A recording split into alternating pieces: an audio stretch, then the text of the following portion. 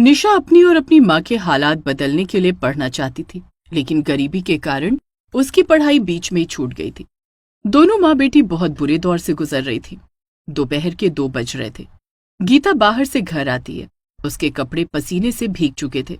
पानी P low माँ और थोड़ी देर आराम कर लो, तुम बहुत थक गई हो। निशा बेटी, बाहर बहुत तेज धूप है, आसमान जैसे आग बरस रहा है। पैदल चलने की हिम्मत नहीं हो रही थी, इसीलिए मैं जल्दी घर आ गई। शाम को काम की तलाश में फिर जाऊंगी। माँ, तुम कितनी मेहनत कर रही हो, शाम को तुम कहीं नहीं जाओगी, मैं काम की तलाश में जाऊंगी। मतलब अब तू काम करेगी? हाँ माँ, मैं काम करूंगी, तुम घर पर आराम करना। नहीं निशा, मैं चाहती हूँ कि तेरी 10वीं की पढ़ाई पूरी हो जाए, इसीलिए तो मैं जल्दी जल्दी काम की तलाश कर रही हूँ। काम मिलते ही तेरी स्कूल की फीस भर दूंगी, जिससे तेरी पढ़ाई फिर से शुरू हो जाएगी। नहीं माँ, मैं अब आगे नहीं पढ़ूंगी, मैं काम करूंगी और पैसे कमाऊंगी, जिससे हम दोनों का गुजारा चल सकेगा। जिद मत कर निशा, काम तो मैं ही करूंगी। अच्छा, मैं थोड़ी देर आराम करती हूँ। ठीक है माँ। गीता चारपाई पर लेट जाती है। थकान के कारण उसकी आंख लग जाती है।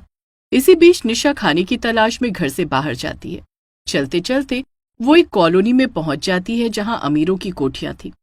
वो देखती है कि एक अमीर महिला बचा हुआ खाना सड़क के किनारे फेंक रही थी। अगर आप बुरा न माने तो क्या ये बचा हुआ खाना मुझे मिल सकता है?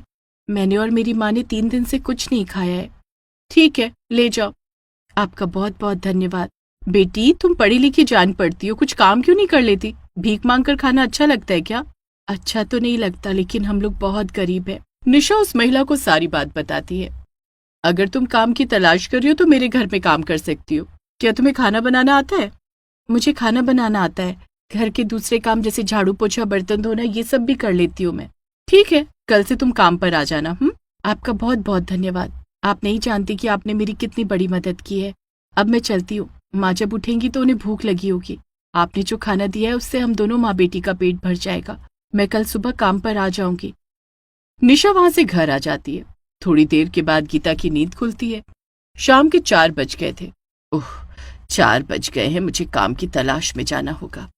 तभी गीता खाना लेकर आती है। माँ, आपको कहीं जाने की जरूरत नहीं है, ये लो खाना खा लो। तुम 3 दिन से भूखी रहकर काम ढूंढ रही हो। निशा बेटी, अब मुझे काम ढूंढने की जरूरत क्यों नहीं है, और तू ये खाना कहाँ से लाई? गीता निशा को सारी बात बताती है। तो तू कल से काम पर जाएगी? हाँ माँ, मैं कल से काम पर जाया करूंगी। नहीं निशा, काम पर मैं चली जाऊंगी, तू अपनी पढ़ाई पर ध्यान दे। माँ, तुम कितने दिनों से भूखी हो और सारा दिन धूप में घूम घूम कर काम ढूंढती हो। तुम बहुत कमजोर हो गई हो, तुम्हें आराम की जरूरत है। अगर तुम काम करोगी तो बीमार पड़ जाओगी। अगर तुम्हें कुछ हो गया तो मेरा क्या होगा? निशा के कहने पर गीता घर पर रहने के लिए मान जाती है। दोनों माँ बेटी खाना खाते हैं और आराम करने लगते हैं। दूसरे दिन सुबह निशा काम पर चली जाती है। वो मालकिन के घर पर खाना बनाने लगी। निशा की मालकिन का नाम रेणुका था। वो एक डॉक्टर थी। उसकी भी निशा जितनी बड़ी एक बेटी थी, जिसका नाम सुमन था। सुमन भी 10वीं की छात्रा थी। निशा, मेरा और सुमन का लंच पैक कर देना, मैं क्लिनिक पर जाते समय सुमन को स्कूल छोड़ती हुई जाऊंगी। ठीक है मालकिन। निशा खाना बनाकर रेणुका और सुमन के लिए लंच पैक कर देती है, जिसके बाद वो घर के दूसरे काम में लग जाती है। सुमन को स्कूल जाता देख निशा का भी स्कूल जाने का बहुत मन करता था। कभी न कभी हमारे हालात भी जरूर बदलेंगे। कहते हैं मेहनत कभी बेकार नहीं जाती है। निशा ने उम्मीद का दामन नहीं छोड़ा था। वो काम खत्म करके घर चली जाती है और शाम को फिर काम पर आ जाती है। शाम को सुमन भी स्कूल से लौट आती और अपना होमवर्क करती है। इसी बीच खाना बनाते हुए निशा देखती है कि सुमन अपना होमवर्क नहीं कर पा रही है। सुमन, क्या होमवर्क करने में मैं तुम्हारी कुछ मदद करूं? तुम मेरी क्या मदद कर सकती हो? मैं भी तुम्हारी तरह 10वीं कक्षा में पढ़ती थी, लेकिन गरीबी के कारण पढ़ाई बीच में छोड़नी पड़ी। मुझे सब आता है। निशा होमवर्क करने में सुमन की मदद करती है। उसकी सहायता से सुमन अपना होमवर्क पूरा कर लेती है। अब निशा रोज सुमन की मदद करने लगी। निशा, जब से होमवर्क करने में तुमने मेरी मदद करनी शुरू की है, मेरी क्लास टीचर मेरी कॉपी में सबसे अच्छे मार्क्स देती हैं। अच्छा, फिर तो तुम्हारी बड़ी तारीफ होती होगी ना? हाँ, लेकिन इस तारीफ की असली हकदार तो तुम हो निशा। तुमने इतना कह दिया, यही मेरे लिए बहुत है। अच्छा, खाना बन गया है, तुम खाना खा लो। मालकिन का खाना मैं टेबल पर रखकर घर जा रही हूँ। निशा रेणुका का खाना टेबल पर रखकर घर चली जाती है, लेकिन घर जाकर वो देखती है कि गीता चारपाई पर लेटी हुई है। क्या बात है माँ, तुम ठीक तो हो? निशा बेटी, मेरी तबीयत ठीक नहीं है। मैंने आज खाना भी नहीं बनाया। ठीक है माँ, तुम आराम करो, खाना मैं बना लूंगी। निशा खाना बनाती है और गीता को खाना खिलाती है, लेकिन गीता जैसे ही पहला निवाला खाती है उसे उल्टी हो जाती है। निशा बेटी, मुझसे कुछ खाया नहीं जा रहा है, मैं खाना नहीं खाऊंगी, तुम खाना खाकर सो जाओ। माँ, तुम खाना नहीं खाओगी तो मैं कैसे खा सकती हूँ? मैं भी नहीं खाऊंगी। दोनों माँ बेटी बिना खाए सो जाती हैं। दूसरे दिन सुबह निशा देखती है कि गीता की तबीयत ज्यादा बिगड़ गई थी। उसका पूरा शरीर पीला पड़ गया था और उसे तेज बुखार भी था। माँ, तुम्हारी तबीयत तो ज्यादा खराब है, चलो तुम्हें डॉक्टर के पास ले चलती हूँ। निशा गीता को सरकारी अस्पताल ले जाती है, जहां दोनों को घंटों लाइन में लगना पड़ता है। तेज बुखार और कमजोरी के कारण गीता को चक्कर आ जाता है और वो गिरकर बेहोश हो जाती है। माँ, माँ की खोलो माँ, तुम्हें क्या हो गया माँ? माँ! गीता की ऐसी हालत देखकर डॉक्टर उसे इमरजेंसी वार्ड में भर्ती कर लेता है, जहां उसका चेकअप होता है। देखिए, इन्हें पीलिया हो गया है, इनकी हालत बेहद नाजुक है, इन्हें कुछ दिन अस्पताल में रखना होगा। डॉक्टर साहब, मेरी बात ठीक तो हो जाएगी ना? हाँ, लेकिन इलाज के बाद इन्हें अच्छे खान पान की जरूरत होगी, इनका शरीर काफी कमजोर हो गया है। निशा अपने मन में सोचती है, हमें तो 2 वक्त की रोटी मिल जाए वही बहुत है, माँ को अच्छा खान पान कहाँ से दूंगी? आज काम पर भी नहीं जा सकी, कहीं मालकिन नाराज ना हो जाए। सुमन बेटी, लगता है आज हमें बिना खाए काम पर जाना होगा, तो ये पैसे रख ले, स्कूल में कुछ खा लेना। ठीक है माँ। दोनों माँ बेटी गाड़ी में बैठकर चली जाती हैं। शाम को जब वो दोनों घर आती हैं तब भी निशा काम पर नहीं आती है। सुमन अपने स्कूल का होमवर्क कर रही होती है। इन गरीब लोगों की यही दिक्कत है, पहले तो काम मांगते हैं, फिर जब काम मिल जाता है तो काम की कद्र नहीं करते। इसी बीच रेणुका देखती है कि सुमन पढ़ाई करते करते बीच में अटक रही है। क्या बात है सुमन, कोई दिक्कत है क्या? माँ, तुम मेरा होमवर्क करने में मेरी मदद कर दो, रोज होमवर्क करने में निशा मेरी मदद करती थी।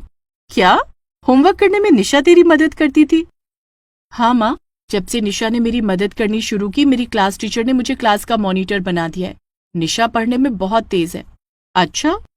रेणुका होमवर्क करने में सुमन की मदद करने लगती है, लेकिन उसका ध्यान बार बार निशा की तरफ ही जा रहा था। इधर 2 दिन बीत गए, लेकिन गीता अभी भी अस्पताल में भर्ती थी और निशा काम पर नहीं आ रही थी। रेणुका सोचती है, क्यों ना निशा के घर चलकर देखूं, लेकिन मैं उसका घर कैसे ढूंढूंगी? लेकिन मुझे उसका घर ढूंढकर उसके पास जाना ही होगा। दूसरे दिन रेणुका निशा का घर ढूंढती है और उसके घर पहुंच जाती है। इधर गीता को भी अस्पताल से छुट्टी मिल जाती है और निशा उसे लेकर घर आ जाती है। रेणुका निशा के घर का दरवाजा खटखटाती है। निशा बेटी, देख तो कौन आया है। निशा दरवाजा खोलती है तो सामने रेणुका खड़ी थी। मालकिन आप? कौन है निशा बेटी? ये आवाज तो शायद गीता की है। रेणुका घर के अंदर आती है तो देखती है कि उसके सामने उसकी बचपन की सहेली गीता बैठी है। गीता, तू यहाँ इस हाल में? रेणुका आगे बढ़कर गीता को गले लगा लेती है। बचपन की सहेली को देखकर गीता की आंखों में आंसू आ जाते हैं। क्या बताओ रेणुका, निशा के पिताजी के गुजर जाने के बाद ससुराल वालों ने हमें घर से निकाल दिया। मैंने बहुत काम ढूंढा लेकिन मुझे काम नहीं मिला, तब जाकर निशा को तेरे यहाँ काम मिला। इन सब में इसकी पढ़ाई भी छूट गई। गीता रेणुका को बताती है कि किस तरह से उस पर मुसीबतों का पहाड़ टूट पड़ा। अब चिंता की कोई बात नहीं है, मैं आ गई हूं ना। निशा बेटी, कल से तुम्हें काम पर आने की जरूरत नहीं। तुम कल से स्कूल जाओगी और मैं तुम्हारी फीस भरूंगी और गीता के खाने पीने का ख्याल रखूंगी। ये कुछ पैसे रख लो, तुम्हारे काम आएंगे। मैं थोड़ी देर में आती हूँ। रेणुका बाहर जाकर खाने पीने का ढेर सारा सामान और दोनों माँ बेटी के लिए नए कपड़े लेकर आती है। तू ये सब क्या कर रही है रेणुका?